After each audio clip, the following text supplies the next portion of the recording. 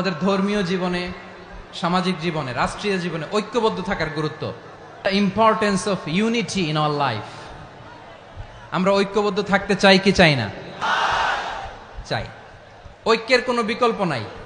গত 50 বছর তো দেখেছি এ ডিসইউনিটি, অনৈক্য, বিভেদ, বিচ্ছিন্নতা আমাদেরকে কোথায় নিয়ে গিয়েছে। এই যে দেখেন, কিছুদিন আগে আমাদের বর্তমান নেতা ডক্টর ইউনূস, উনি সব রাজনৈতিক নেতৃবৃন্দদেরকে ডেকেছেন একটা ইস্যুকে কেন্দ্র করে। তার মানে গোটা বাংলাদেশ এক হয়ে গিয়েছে। আমরা সবাই উদ্বেলিত হয়েছে, উচ্ছ্বসিত হয়েছে, ঠিক কিনা বলেন? রাজনৈতিক নেতাদেরকে ডেকেছেন উনি, আমরা এক হয়েছি। এরপরে ধর্মীয় অঙ্গনের যে লিডাররা, বিভিন্ন ধর্মের, শুধু মুসলিম না, সবাইকে ডেকেছেন, আমরা ঐক্যবদ্ধ হয়েছি। এটাকে বলে ন্যাশনাল ইউনিটি, জাতীয় ঐক্য। যে কোনো ধরনের কনস্পাইরেসি, ষড়যন্ত্র, আধিপত্যবাদ মোকাবেলায় জাতীয় ঐক্যের চেয়ে মুখ্য